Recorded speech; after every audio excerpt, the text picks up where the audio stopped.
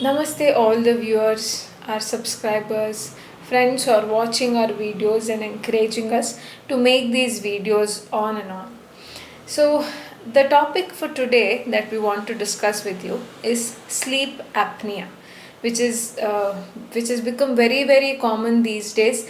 Lot of people are complaining about sleep disturbances, mainly because of breathing issue. So, what is sleep apnea? Sleep, if we divide sleep apnea into two words, sleep and apnea. So it is, apnea is sudden cessation or stoppage of breathing. Okay, and it can be in various degrees. It can be from difficulty to complete cessation in different degrees, happening during sleep. That's why it is sleep apnea. Okay, there are various causes for sleep apnea, like for example, the tone of the neck muscles and the facial muscles, the neck circumference in itself, weight of a person. If somebody is overweight and obese with lot of stuffed kind of neck and fat neck, that can lead to sleep apnea. If somebody has nasal congestion, deviated septum, polyps, that can contribute to sleep apnea. Emotional disturbances can also lead to sleep apnea. And contributing factors, like we were discussing, the food. If I eat food that generates lot of mucus in the body, which is basically called the kapha predominant food, or food that increases kapha prakriti in the body, like increased sugar intake, lot of sweets, lot of oily fried items, these can also contribute to lot of mucus formation on the windpipe, which narrow down the windpipe and can lead to difficulty in breathing. So food is a major contributing factor.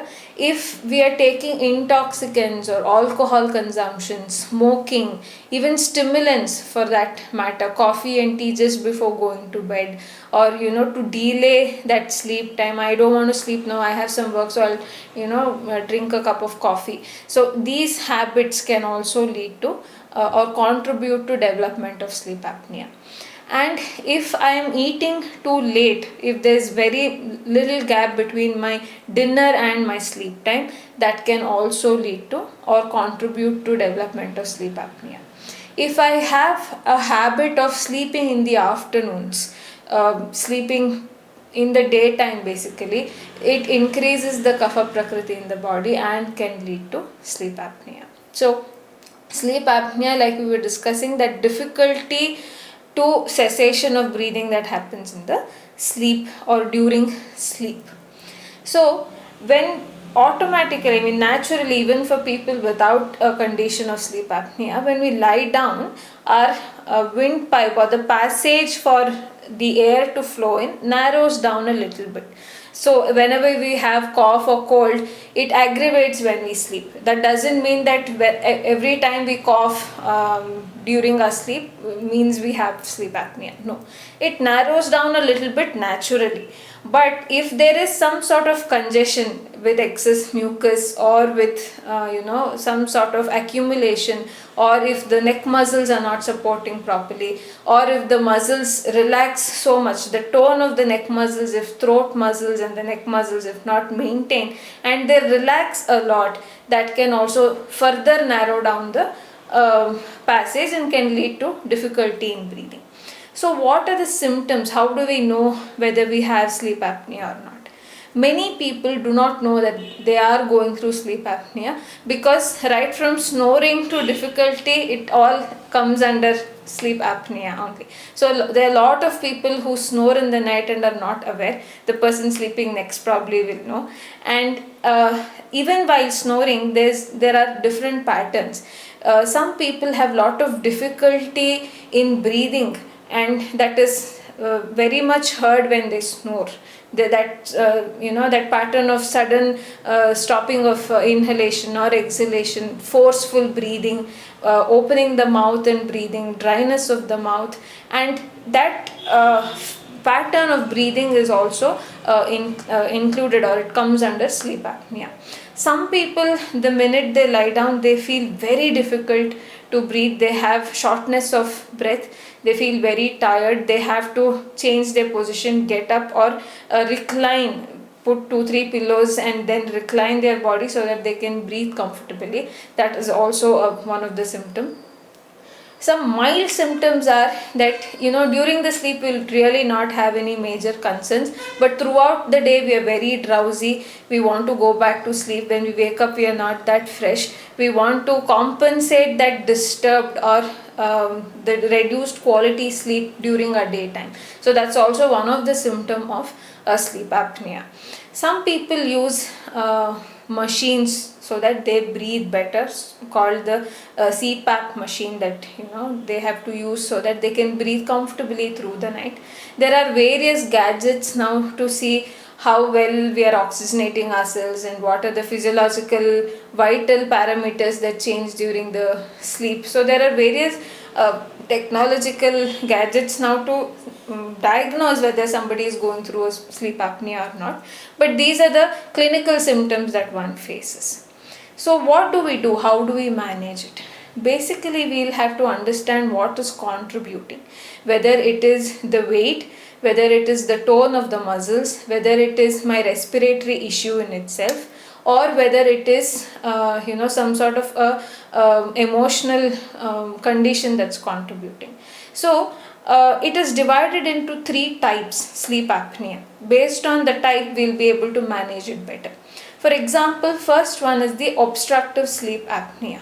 Obstructive, so something is obstructing the air passage. It can be, like I said, the mucus or some accumulation or the muscles that are relaxing a lot, that can obstruct the airflow and can lead to sleep apnea.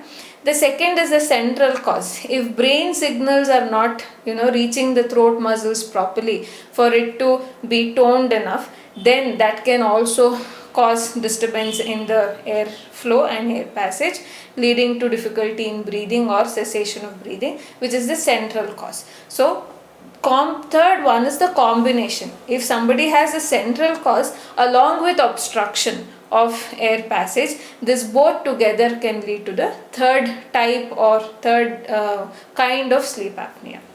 So based on the causative factor, we will have to plan the management. How can we manage? What should we do? So weight management definitely helps. If somebody is overweight, obese, they will have to definitely work on bringing down their weight. You can watch our video on obesity to understand how you can bring down your weight, what are the complications of it, and why you should really be in that healthy weight range. So weight management is an important part of management of sleep apnea in itself. Second, toning of the muscles. So physical activity and exercises that keep our neck muscles toned, facial muscles toned, breathing easy, breathing capacity of the lungs of the person should improve. So physical activity definitely helps in the management of sleep apnea. And change in posture. If it is a transient cause, like I have a respiratory condition and that is causing that phase of sleep apnea, change in sleeping postures and managing my respiratory condition definitely is one of the tip. The other therapies that are involved is definitely acupuncture therapy and yoga therapy, along with dietary management. Like I said, if my diet includes mucus forming diets, mucus enhancing diets, I will have to balance it out with something that breaks the mucus as well, right? So diet is an important factor.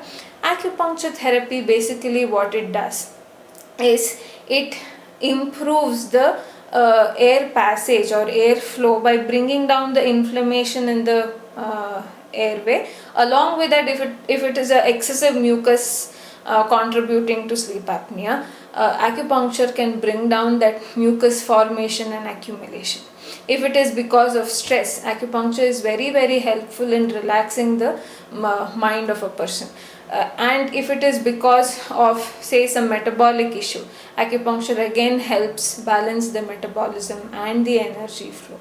So acupuncture in itself can holistically manage sleep apnea if it is supported with, healthy weight, healthy diet, healthy sleeping habits, and emotional management.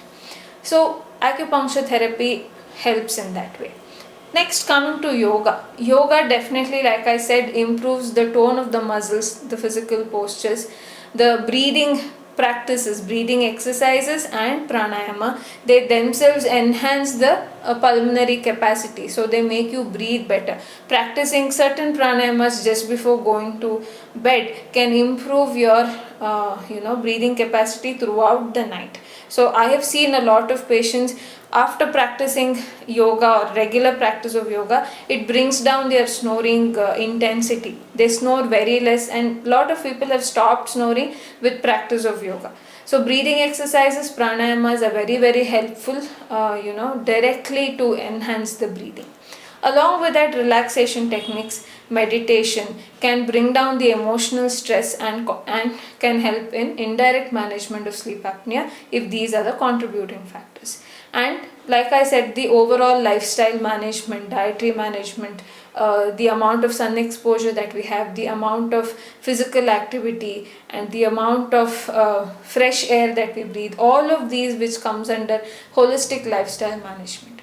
So these are multiple ways in which sleep apnea can be managed, and these multiple ways are required because contributing factors are also varied. It's not just one thing causing sleep apnea, it's multiple factors, so we need to address it through multiple ways so that we have better outcome of management. So with that, I'm sure I've given you enough information about what is sleep apnea, what are the symptoms of it, and how do we manage it holistically to have better quality of life, better quality of sleep, better quality of breathing during the sleep. So with that, I end today's discussion. Thank you for your patient listening. Thank you.